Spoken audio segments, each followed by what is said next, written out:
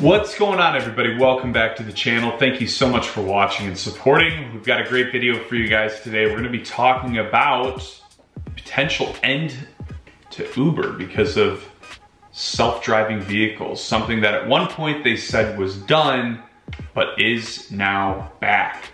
Before we jump into this video, we just wanted to give a quick shout out to our sponsor, Solo. Solo is the best app on the market for rideshare drivers. It gets you better pay, better earnings overall, tracks your expenses, and it even gets you guaranteed earnings all from the same app. It's truly incredible. Make sure you check it out. Our viewers will get $10 just for signing up by using the link in the description below. So check it out, guys, and let's dive in. Alrighty.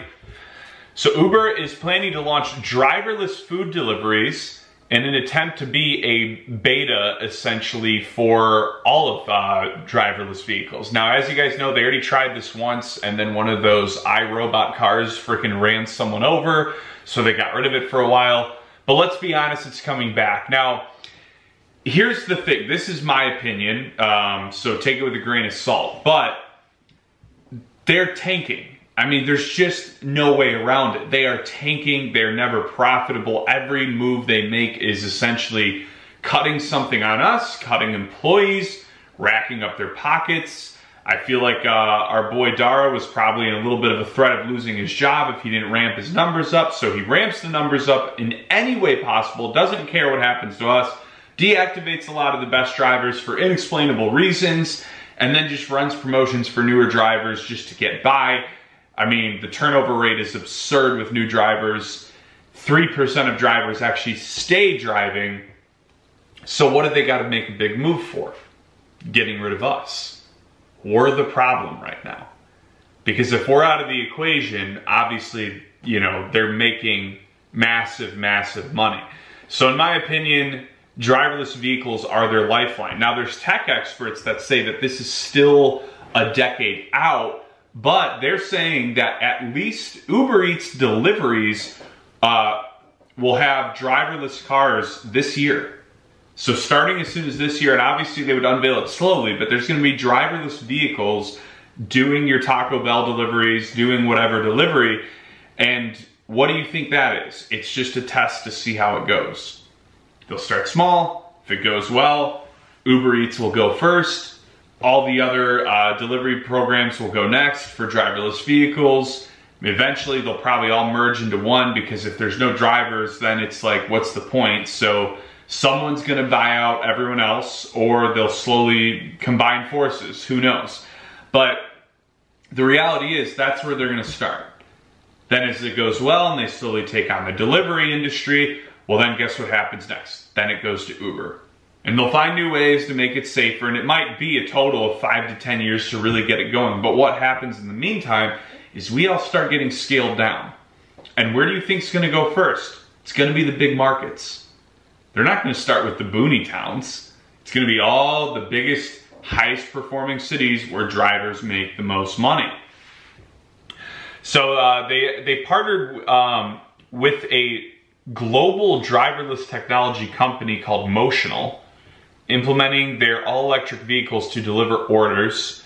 The pilot program will deliver meal kits from select restaurants on the Uber Eats app.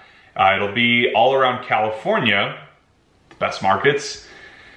And they're providing Uber its next generation all-electric Hyundai Ion IQ5 based robo-taxi with built-in modifications for autonomous deliveries, it said. So I'm guessing that gone are the days where the driver, or the courier, I'll say, takes the food up to your door. It sounds like you'll have to meet the robot down by the car, or the car, you know. But I'm wondering how that's gonna be. Is there an arm that like grabs the bag and puts it out the window? Does the restaurant now take the food out to the car every time? Imagine if there was literally some bot that just like walked inside, grabbed its order, like scanned something on the receipt on the bag. Okay, it's mine, you know, and then it goes in the car and it's got a little LED flashlight looking at the apartment, the building numbers to make sure they're in the right place. Probably cusses if it can't find it for a while. Just kidding, obviously.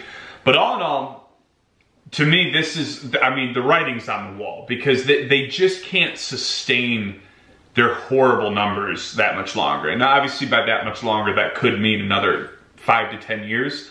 But the reality is they have to make some major move.